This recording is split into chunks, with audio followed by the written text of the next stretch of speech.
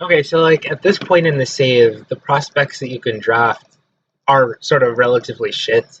And I didn't have an early first this year, I think, for the first time this save. I had two late firsts. I had my own and I had the one from Vegas, I think, from the Chris Drieger trade. So I didn't show the draft. In free agency, I wanted to sign a center in free agency, so I did not have to rely on playing people like Sillinger and Pinelli in the lineup at center just to have enough centers to ice a full roster. But there weren't any decent centers available in free agency that I could find, and I let Appleton and Athanasiou walk, and I didn't want to pay them what they wanted to re-sign, and they weren't great for me anyways. So I figured, okay, we'll give Sillinger and Pinelli a shot. If they don't turn out well, I think we have enough picks to try to trade for someone. I did sign two defensemen because we have. I mean, as far as our defensemen go, Edvinsson is good, Klingberg is good, Carlson is still pretty good, and Leighton Moore can be good. Niku is sort of so-so. I signed a couple left-shooting defensemen. I got Ryan McDonough and Dmitry Orlov, who are both fairly old. McDonough is 37. I think Orlov is somewhere between 32 and 34, and I can't remember exactly. So now the situation I'm in is I have two extra defensemen. So right now this is our lineup. You can see, yeah, everything there. Um, not pictured are Orlov, who didn't have a good preseason. I'm not sure what I'm going to end up doing with him. I could play him instead of Moore and try to send Moore down to the AHL, but so yeah, not pictured are Dmitry Orlov and Semi Niku. I might trade one or both of them, but like I don't know what's going to go on with McDonough when the regular season starts. So I'm going to wait to see like how people do. I might sort of alternate Orlov and Niku into the lineup and take Moore and or McDonough or someone else out. And then I don't want to commit to trading any of them yet. So we'll sort of see how it goes. And I might, like I said, I might end up needing to trade for a center. But apart from that, our roster is pretty much the same. I tried to sign. John Leonard was available in free agency. Apparently, he became good at some point. So I traded him to Vegas. He was in free agency this year. I tried to sign him, but I got outbid by I think New Jersey. But I did really want to sign him to sort of bring it back full circle. I maybe should have kept him. I don't know why I traded him after two games. Um, Two good games to be fair. I think Vegas bought high on him.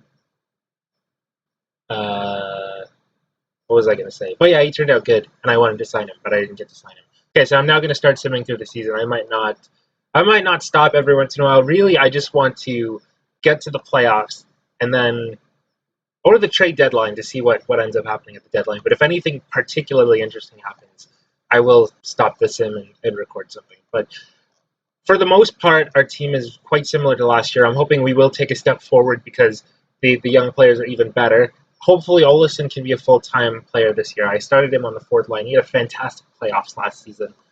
But he has the ability to move up. I might switch him with Mikheyev, for example. But yeah, that is what we have going in. And yeah, we'll see how it goes. Okay, so we've reached the end of the year 7 regular season. Here's the situation. So this offseason, we're going to have some big decisions to make because a lot of people have expiring contracts, and a lot of them either say they want to test free agency or they don't want to negotiate a new deal yet. Some of them are RFAs, so I'm not worried about that aside from the fact that I'm going to have to pay them. So like Edvinsson, Eklund, uh, are the ones in particular. Oh, and Weisblatt as well. Edvinsson, Eklund, and Weisblatt are the ones that have really been part of our core that I expect are going to want to be paid, but they don't want to really negotiate yet. And then we're going to have to make some decisions regarding Josh Anderson, John Klingberg, Alex Nedeljkovic, people like that, whether we want to bring them back or not. So big decisions to be made this offseason, and this might be, I don't know. This might be the last run we have with this particular group of players, but we'll see.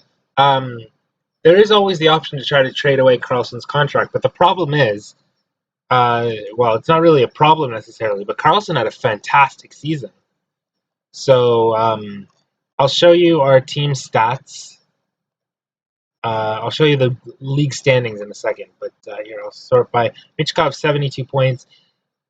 The way my EHN teams seem to operate is that we're not normally run by stars. It's normally a scoring by committee thing. So we don't have anyone scoring a point per game or anything like that.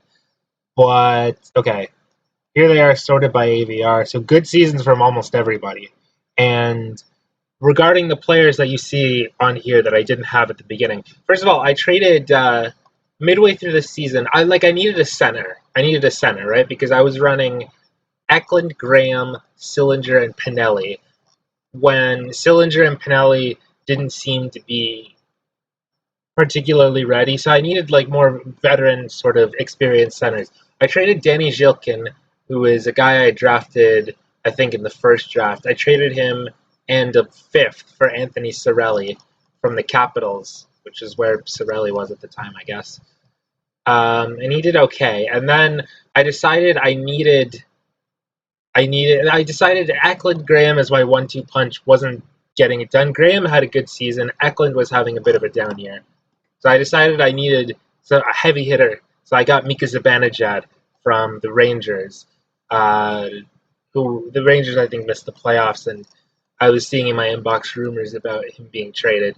I think I ended up sending them two firsts. I had two firsts this year. I had my own and I had Vegas's, and those are likely to be late firsts. The Vegas one I think was from the Chris Drieger trade. So I gave them both of my firsts this year, plus a second, plus Cirelli, plus a prospect. I forget who, but like one of my 22, 23-year-old center prospects. I have too many young centers. So I sent them one of those. And Zabana, I mean, no regrets on that so far. Like, he's been almost a point a game. Not almost. He's been 20 points in 24 games. And we seem to do better after he came here. And yeah, that's over a short sample size, but 7.5 AVR in this game for a center is fantastic. So here are the standings. We came fourth in the conference, which I think is where we roughly finished last time. But we had 100 points last year. This time we got 110 points, 53 wins. So that's a clear improvement. I think that continues our pattern. I think we've improved our point total every year. We're playing Calgary in the first round. And yeah, I think that's all I have to say for now. We're going to sim the playoffs next video. And then during the offseason, I'll try to sort out my mess with all of these expiring contracts. I'm hoping I just win the cup this year so I don't have to worry too much about it. But yeah, we'll see. Yeah, that's all I got for now, I think. So see ya.